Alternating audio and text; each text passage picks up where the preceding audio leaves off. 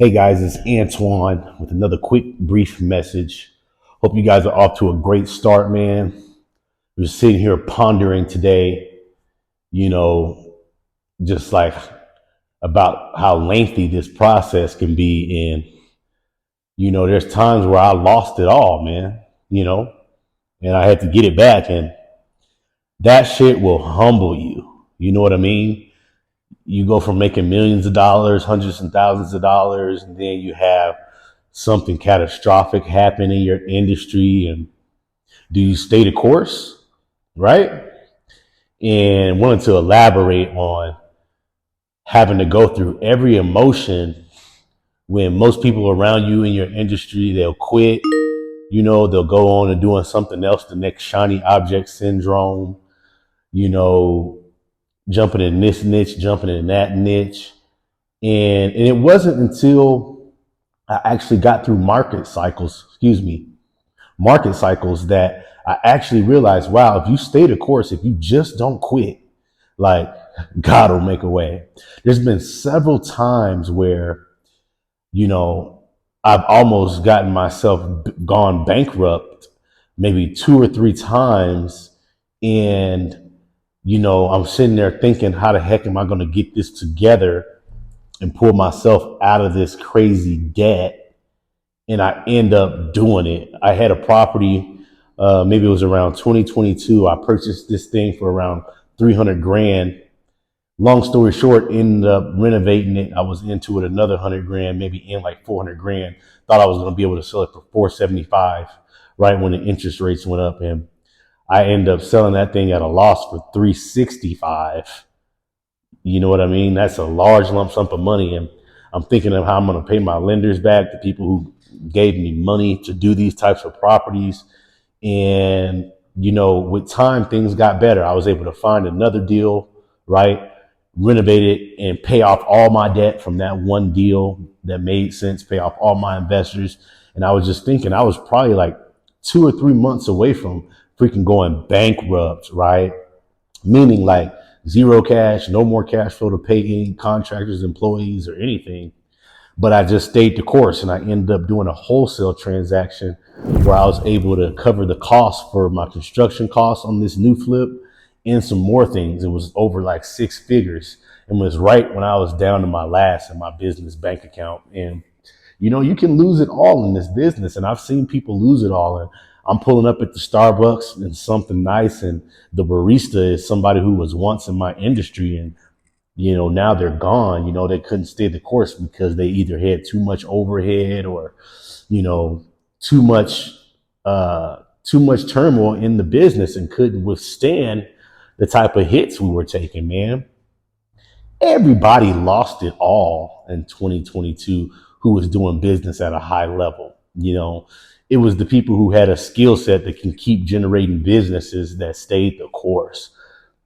We weren't so dependent upon, you know, certain like deals making us or breaking us because we knew how to go out and generate new business. So when the old business didn't do good, meaning like a house we bought didn't do good, we knew the art of finding deeply discounted properties. So we knew how to go out and find more deals to substitute and make up for all that revenue that was lost, right? And so that allowed somebody in my position to keep going, and you can lose it all. You got to be willing to do what others are not doing right now. Most wholesalers aren't out in their local marketplace actually in the freaking neighborhood looking at the house. They're trying to employ these tactics and PPC and all those things work, right? But the people who stay the course stick to the basics from what I'm seeing. And even with myself, I've been able to stick to the basics, and that's helped me keep a large nest egg of money so that when times get hard, I can weather these crazy freaking storms. So you can lose it all. What are you going to do? Are you going to go out the back door to plan B? Right? Are you going to try to come up with some elaborate plan to be able to get the revenue you need, not to bankrupt yourself? Right? And so those are growing pains that I've had to conquer, which gives me the ultimate self-confidence when it comes to showing you guys some of the tips and tricks I know on how to go out into this marketplace and be super freaking successful, have the lifestyle you want, have the freedom you want, be in a brick and mortar and be able to run it virtually if you want to, be able to have the best of both worlds. But you only get that stuff through experience.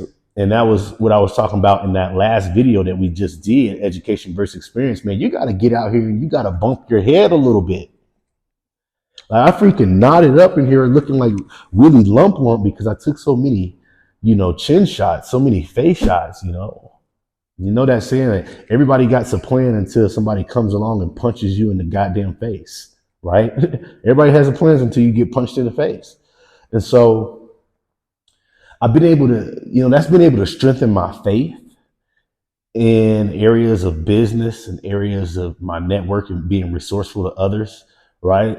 It's been able to strengthen my core being of what my core principles are, and because people can talk about faith all day, but until you are tried, and tested, there's no way you can say you really actually truly have that faith. And so you can lose it all.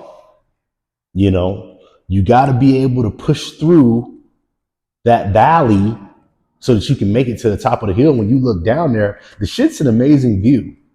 For those of you guys that live in Colorado, we do a lot of hiking out here, right? When you hike up that incline, that shit is hard, right?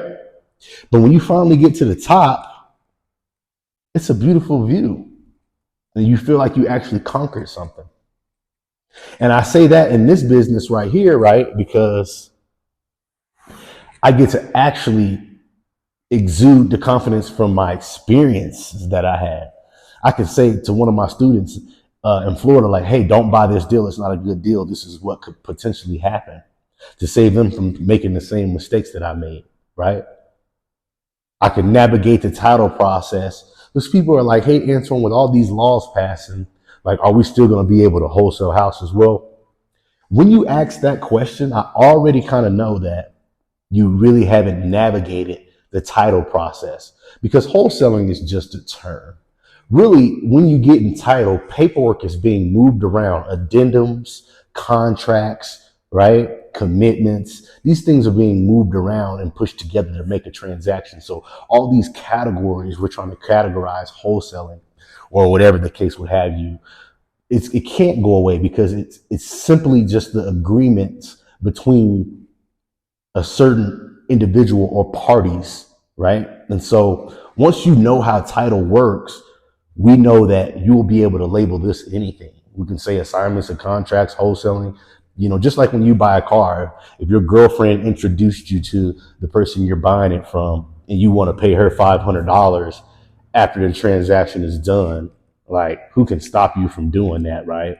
If I find a property for $100,000, but my buyer wants it for $120,000 and he wants to pay me a $20,000 referral fee, what's stopping him from doing that, right? And so we got to keep things simple. And when we don't keep things simple, that causes us to lose it all, right? There's some extent where we got to stay humble in all this, okay? Because a lot of the times, and those that know me around, the industry and my markets, I've come up off some cocky times where I was super, super, super ambitious, overly confident, and just making some freaking irrational decisions, and I had to pay for it. But what did that do? It brought me back to being stronger. It's just like when you flex that muscle and you work it out, when you break the fibers, it's going to come back stronger. You got to work it out, right? You're not going to be able to, it's just, you fall off that bike, you got to get back up. You might have a bruised knee. Same thing in the real estate game, If you do a bad deal, man, you got to be able to get back up and keep going and learn from your mistakes, right? And don't keep making the same mistakes over and over and over again. You have to learn from your mistakes, right? And so super cautious these days. I don't know if that's a good thing or a bad thing. It's been good for me to some extent because it keeps me somewhat calculated and conservative when it comes to my numbers, because you could lose it all. Guys, I can't stress enough. You are one or two bad moves away in life You, God is not going to keep giving you opportunities to keep squandering it, right? He wants to see if you're going to be a good steward of the blessings that he puts inside your life.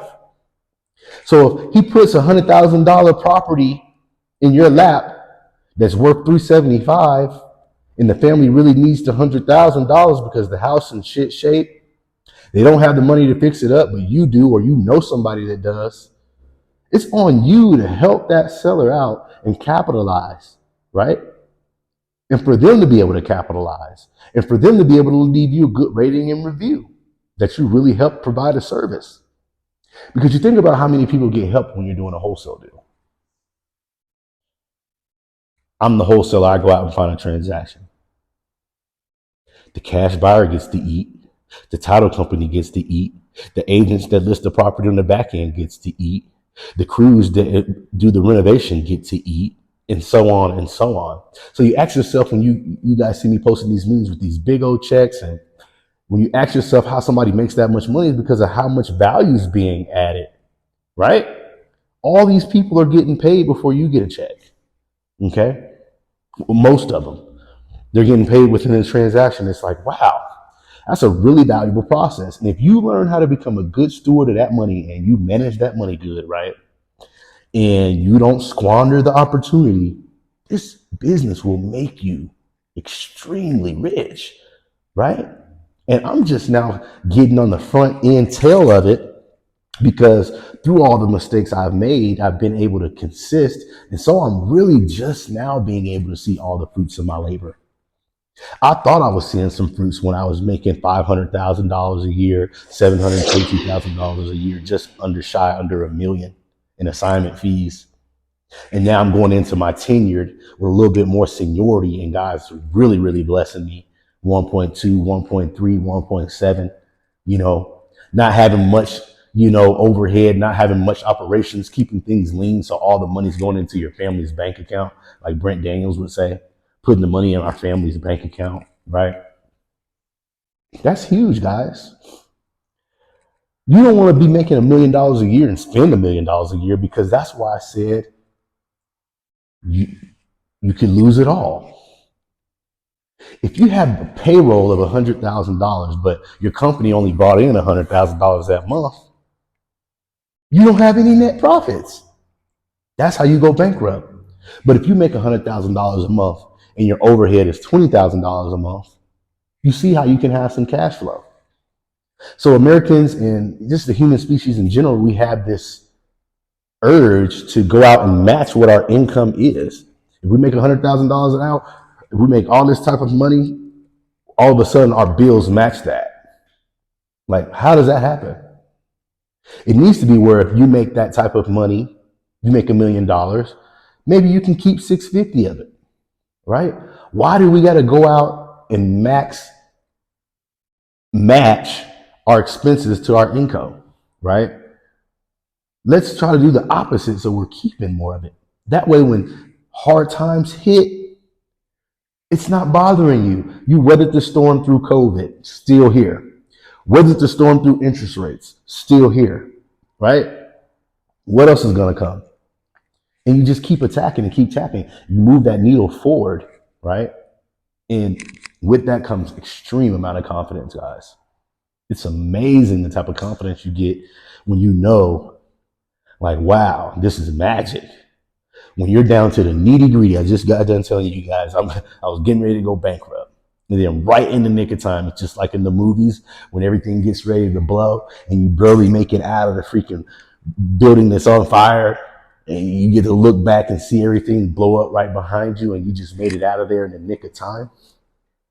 You can lose it all, right? I suggest you guys keep going. You guys got to grab that ebook, okay? 47 pages, okay? It's going to teach you how to go out, learn how to talk to motivated sellers, learn how to initiate contact with motivated sellers, learn how to go out and find funding for real estate transactions. AustinOneCoaching.co, okay? They'll be in the description below, all right? Don't forget to like, comment, and subscribe. And don't forget, let's humble ourselves, because you can lose it all. I'll catch you guys on the next side.